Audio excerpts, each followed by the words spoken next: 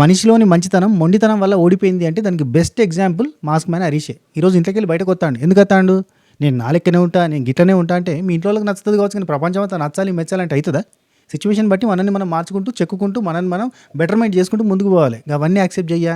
నేను పట్టిన కుందరికి మూడెక్కడి అసలు కాళ్ళే లేవు, పాము లెక్క పాక్కుంటూ పోతుంది అని ఏది ఫిక్స్ అయితే గదే ఫిక్స్ అయితే ప్రతి ఒక్క లోపల తప్పులు ఎతకడం మొదలుపెట్టిన తర్వాత అక్కడ మంచి చెడు రెండూ ఉంటాయి. ప్రతి ఒక్క లోపల అక్కడ మంచి కనబడకుండా కంప్లీట్గా అందరూ ఫేకు అంటే అందరూ ఆయనను జోక్గా తీసుకున్నారు.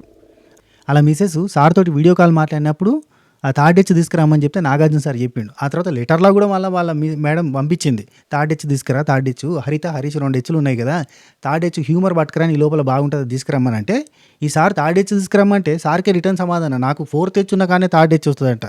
హెచ్లు కాకపోతే హార్ట్ ఎక్కడుందో గక్కనే హ్యూమర్ పండించగలుగుతా అని చెప్పాడు. సరే నీకు థర్డ్ హెచ్ రావాలంటే 4th హెచ్ కావాలి. 4th హెచ్ ఎక్కడ ఉందంటే హౌస్ అనే 5th హెచ్లో ఉంది కదా, సరే పోయో 5th హెచ్ దగ్గరికి పోతే నీకు థర్డ్ హెచ్ ఉంటుంది, 4th హెచ్ ఉంటుంది, ఈ 2 హెచ్లు మొత్తంగా 5 హెచ్లు అన్నీ ఉంటాయి పోర్రి అని చెప్పి పంపించారు. అట్లుంటుంది అన్నట్టు. అది సరే, అంది వచ్చిన అవకాశాన్ని కరెక్ట్గా వాడుకున్నాడా అంటే నాకు తెలిసి అయితే వాడుకోలేదు. Very straight forward, too much straight forward, మరీ విపరీతమైన స్ట్రైట్ ఫార్వర్డ్. అంత స్ట్రైట్గా పోతే కొంచెం అటు ఇటు జరగకుండా పోతే ఏమవుతుంది? యాక్సిడెంట్ అవుతుంది. అదే జరిగింది ఈరోజు.